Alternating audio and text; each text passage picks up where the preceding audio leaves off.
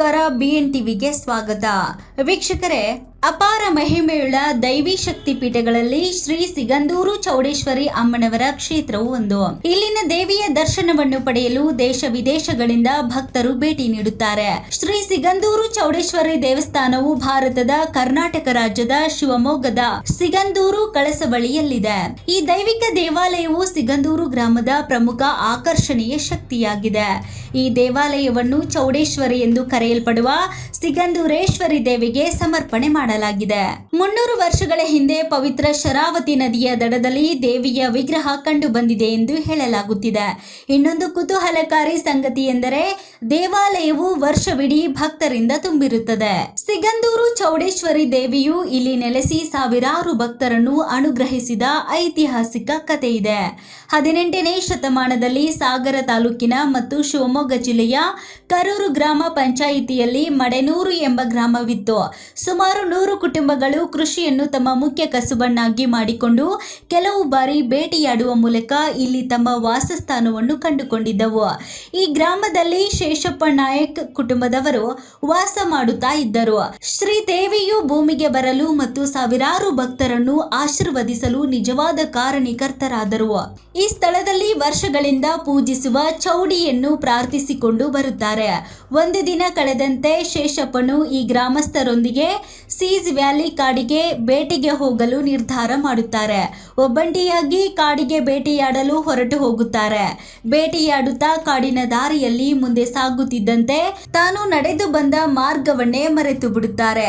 ಸೂರ್ಯಾಸ್ತಮಾನದಲ್ಲಿ ಕತ್ತಲಾಗುತ್ತಿದ್ದಂತೆ ಭಯಭೀತನಾದ ಅವನು ಇದ್ದಕ್ಕಿದ್ದಂತೆ ಪ್ರಖರವಾದಂತಹ ಬೆಳಕನ್ನು ನೋಡಿ ಗಾಬರಿಯಾಗುತ್ತಾನೆ. ಶೇಷಪ್ಪನು ಕಾಪಾಡು ಚೌಡಮ್ಮ ಎಂದು ಚೌಡಮ್ಮ ತಾಯಿಯನ್ನು ಕೂಗುತ್ತಾನೆ. ಪ್ರಜ್ಞೆ ಕಳೆದುಕೊಂಡು ಕೆಳಗೆ ಬೀಳುತ್ತಾನೆ. ಸ್ವಲ್ಪ ಸಮಯದ ನಂತರ ಎಚ್ಚರಗೊಂಡು ಮಸುಕಾದ ಕಣ್ಣುಗಳಿಂದ ಕೆಲವು ಹೊಳೆಯುವ ಕಲ್ಲುಗಳನ್ನು ನೋಡುತ್ತಾನೆ. ಮಧುರವಾದಂತಹ ತಾಯಿಯಂತಹ ಧ್ವನಿಯೊಂದು ಪ್ರತಿಧ್ವನಿಸುತ್ತಾ ಇರುತ್ತದೆ. ಚಿಂತಿಸಬೇಡ ಮಗು, ನಾನು ಜಗತ್ತನ್ನು ಆಶೀರ್ವದಿಸಲು ಇಲ್ಲಿಯೇ ಇರುತ್ತೇನೆ. ನನಗಾಗಿ ಇಲ್ಲಿ ದೇವಾಲಯವನ್ನು ನಿರ್ಮಿಸಿ ನನ್ನನ್ನು ಚೌಡಮ್ಮ ಎಂದು ಪೂಜಿಸಬೇಕು ಎಂಬ ಧ್ವನಿ ಕೇಳಿಸುತ್ತದೆ. ಅರೆಬರೆ ಪ್ರಜ್ಞೆಯಲ್ಲಿದ್ದ ಶೇಷಪ್ಪ ಸಂಪೂರ್ಣ ಪ್ರಜ್ಞಾಸ್ಥಿತಿಗೆ ಬಂದ ನಂತರ ಆ ಧ್ವನಿಯ ನೆನಪಿನಲ್ಲೇ ಮನೆಗೆ ಹೋಗಿ ಅದೇ ಆಲೋಚನೆಯಲ್ಲಿ ಮಲಗಿಕೊಳ್ಳುತ್ತಾನೆ. ಮರುದಿನ ಬೆಳಿಗ್ಗೆ ನಿನ್ನೆ ಏನಾಯಿತು ಎಂಬುದನ್ನು ನೆನಪಿಸಿಕೊಳ್ಳುತ್ತಾ ಪೂಜೆಯನ್ನು ಬೇಗ ಮುಗಿಸಿ ಮತ್ತೊಮ್ಮೆ ಸೀಜ್ ವ್ಯಾಲಿಯತ್ತ ಪ್ರಯಾಣವನ್ನು ಆರಂಭಿಸುತ್ತಾನೆ. ಅಲ್ಲಿ ಆ ಶಕ್ತಿಯು ಹೊಳೆಯುವ ಕಲ್ಲಿನ ರೂಪದಲ್ಲಿ ಇರುವುದನ್ನು ನೋಡಿ ಆಶ್ಚರ್ಯಚಕಿತನಾಗುತ್ತಾನೆ. ಆ ದಿನದಿಂದ ಶೇಷಪ್ಪನ ದಿನಚರಿಯು ಬದಲಾವಣೆಯಾಗುತ್ತಾ ಹೋಗುತ್ತದೆ. ಆದಿಶಕ್ತಿಗೆ ದೈನಂದಿನ ಪೂಜೆಯನ್ನು ಮಾಡಲು ಪ್ರಾರಂಭ ಮಾಡುತ್ತಾನೆ. ನಂತರ ಎಲ್ಲ ನಿಯಮಿತ ಕೆಲಸಗಳನ್ನು ಮಾಡುತ್ತಾ ಬರುತ್ತಾನೆ. ಪ್ರತಿದಿನದ ಪೂಜೆಯನ್ನು ಬ್ರಾಹ್ಮಣ ಪೂಜಾರಿಯಿಂದ ಮಾಡಿದರೆ ಮಂಗಳಕರವೆಂಬ ಭಾವನೆ ಅವನಲ್ಲಿ ಮೂಡುತ್ತದೆ. ಪುರೋಹಿತ ವರ್ಗದವರಿಂದ ಇಲ್ಲಿ ಪೂಜೆ ಮಾಡಿಸಿದರೆ ವೇದ ಪುರಾಣಗಳ ಪಠಣದಿಂದ ಭಕ್ತಿ ಹೆಚ್ಚಾಗುತ್ತದೆ ಎಂಬುದನ್ನು ಅರಿತುಕೊಳ್ಳುತ್ತಾನೆ. ಆದ್ದರಿಂದ ಗ್ರಾಮ ಪಂಚಾಯಿತಿಗೆ ಭೇಟಿ ನೀಡಿ ನಡೆದ ಸಂಪೂರ್ಣ ಕಥೆಯನ್ನು ವಿವರಣೆ ಮಾಡುತ್ತಾನೆ. ಪ್ರತಿನಿತ್ಯ ಪೂಜೆ ಮಾಡಲು ಒಬ್ಬ ಬ್ರಾಹ್ಮಣನನ್ನು ನಾಮನಿರ್ದೇಶನ ಮಾಡಲು ಕೇಳಿಕೊಳ್ಳುತ್ತಾನೆ. ಅವರೆಲ್ಲರೂ ಶ್ರೀದೇವಿಗೆ ಯಾವುದೇ ಜಾತಿ ಅಥವಾ ಯಾವುದೇ ಧರ್ಮವಿಲ್ಲ. ಆದ್ದರಿಂದ ನೀವು ಪೂಜೆ ಮಾಡಲು ಸರಿಯಾದ ವ್ಯಕ್ತಿ. ಆದ್ದರಿಂದ ನೀವು ಅದೇ ರೀತಿಯಾಗಿ ಪೂಜೆ ಮಾಡುವುದನ್ನು ಮುಂದುವರಿಸಿ ಎಂದು ಹೇಳುತ್ತಾರೆ. ಆದರೂ ತಾನೇ ಪೂಜೆ ಮಾಡುವುದು ಸರಿಯಲ್ಲವೆಂಬುದು ಮತ್ತೆ ಮತ್ತೆ ಶೇಷಪ್ಪನವರಿಗೆ ಕಾಡತೊಡಗುತ್ತಾ ಇರುತ್ತದೆ.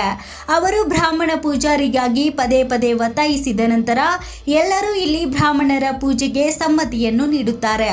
ಅವರೆಲ್ಲರೂ ಸೇರಿ ದೇವಾಲಯವನ್ನು ನಿರ್ಮಿಸಿ ಪ್ರತಿನಿತ್ಯ ಪೂಜೆಯನ್ನು ನೆರವೇರಿಸಿಕೊಂಡು ಬರುತ್ತಾರೆ. ಇದರಿಂದ ದೇವಿ ಚೌಡೇಶ್ವರಿ ಅವರ ಎಲ್ಲ ದುಃಖ ಮತ್ತು ವಿವಾದಗಳನ್ನು ಪರಿಹರಿಸಿ ಆ ಊರಿನಲ್ಲಿ ಸಂತೋಷ ಸೌಭಾಗ್ಯ ಮನೆ ಮಾಡುವಂತೆ ಮಾಡುತ್ತಾಳೆ. ಪ್ರಸ್ತುತವಾಗಿ ರಾಮಪ್ಪ ಅವರನ್ನು ಕ್ಷೇತ್ರದ ಧರ್ಮದರ್ಶಿಯಾಗಿ ನಾಮಕರಣ ಮಾಡಲಾಗಿದೆ. 13 ಮೇ 1953ರಂದು ಜನಿಸುತ್ತಾರೆ. ದಿನಗಳು ಕಳೆಯುತ್ತವೆ. ಶ್ರೀ ರಾಮಪ್ಪ ಉತ್ತಮ ಶಿಕ್ಷಣ ಮತ್ತು ಶ್ರೀದೇವಿಯ ದೈನಂದಿನ ಪೂಜಾ ಆಶೀರ್ವಾದದಿಂದ ಬೆಳೆಯಲು ಪ್ರಾರಂಭ ಮಾಡುತ್ತಾರೆ. ಹಳ್ಳಿಗರು ತುಂಬಾ ಸಂತೋಷದಿಂದ ಜೀವನವನ್ನು ನಡೆಸಲು ಪ್ರಾರಂಭ ಮಾಡುತ್ತಾರೆ. 1953ರ ಮೇ 13ರಂದು ಶ್ರೀ ರಾಮಪ್ಪನವರು ಕ್ಷೇತ್ರದ ಧರ್ಮದರ್ಶಿಯಾಗಿದ್ದಾಗ ಶರಾವತಿ ನದಿಗೆ ಲಿಂಗನಮಕ್ಕಿ ಆಣೆಕಟ್ಟನ್ನು ನಿರ್ಮಿಸುತ್ತಿದ್ದಾರೆ ಎಂಬ ಸುದ್ದಿ ಕೇಳಿಬಂತು. ಆ ಸಂದರ್ಭದಲ್ಲಿ ತಮ್ಮ ಉಳಿಮೆಯ ಹೊಲ ದೇವಾಲಯವನ್ನು ಸಹ ಸಂಪೂರ್ಣವಾಗಿ ನೀರಿನಲ್ಲಿ ಬಿಟ್ಟು ಹೊರಟು ಹೋಗುತ್ತಾರೆ. ದೇವಾಲಯವು ಜಲಾವೃತವಾಗಿತ್ತು ಮತ್ತು ನೀರಿನ ಮಟ್ಟ ಕಡಿಮೆಯಾದ ಸಂದರ್ಭದಲ್ಲಿ, ಅಂದರೆ ಬೇಸಿಗೆಯ ಸಮಯದಲ್ಲಿ ಮಾತ್ರ ಇಲ್ಲಿ ಪೂಜೆ ಮಾಡಲು ಸಾಧ್ಯವಾಗುತ್ತದೆ. ಪ್ರತಿನಿತ್ಯ ದೇವಿಗೆ ಪೂಜೆ ಸಲ್ಲಿಸಿಕೊಂಡು ಬಂದ ರಾಮಪ್ಪ, ಆತನ ಕುಟುಂಬವು ಕೇವಲ ಬೇಸಿಗೆಯಲ್ಲಿ ಮಾತ್ರ ಪೂಜೆಯನ್ನು ಮುಂದುವರಿಸುತ್ತದೆ. ರಾಮಪ್ಪನವರು ಪಂಚಾಯತ್ ಮುಖ್ಯಸ್ಥರಾಗಿ ನಾಮನಿರ್ದೇಶನಗೊಂಡಾಗ ಅನೇಕ ಸಾಮಾಜಿಕ ಕಾರ್ಯಗಳನ್ನು ಮಾಡುತ್ತಾರೆ.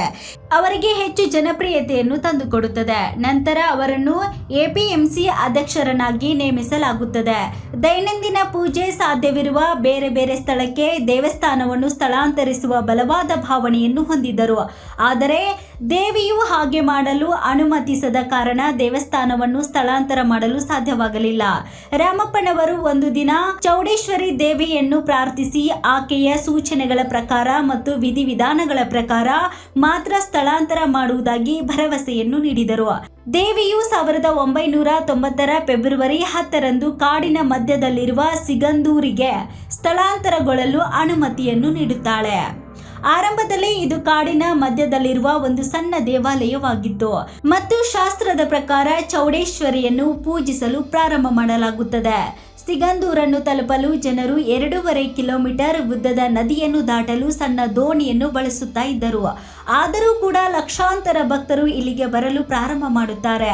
ಪ್ರಸ್ತುತ ಶ್ರೀ ಕ್ಷೇತ್ರ ಸಿಗಂದೂರು ಉತ್ತಮ ಸಂಪರ್ಕ ರಸ್ತೆಗಳನ್ನು, ಆಣೆಕಟ್ಟಿನ ನೀರನ್ನು ದಾಟಲು ಲಾಂಚರ್ ಸೌಲಭ್ಯವನ್ನು, ವಾಹನ ನಿಲುಗಡೆಗೆ ಸುಸಜ್ಜಿತ ಪ್ರದೇಶವನ್ನು, ಸುಸಜ್ಜಿತ ಅತಿಥಿ ಗೃಹಗಳನ್ನು, ಗೋಶಾಲೆಯನ್ನು, ಕಲ್ಯಾಣ ಮಂಟಪವನ್ನು, ಯಾಗಶಾಲೆಯನ್ನು, ಅನ್ನದಾನ ಸಭಾಂಗಣವನ್ನು, ರುಚಿಕರವಾದ ಸೇವೆಯ ಹೋಟೆಲ್ಗಳನ್ನು ಮತ್ತು ಸಾಮಾನ್ಯ ಸ್ವಚ್ಛ ನೈರ್ಮಲ್ಯ ಶೌಚಾಲಯಗಳೊಂದಿಗೆ ಉತ್ತಮವಾಗಿ ನಿರ್ವಹಿಸಲ್ಪಡುತ್ತಾ ಇದೆ.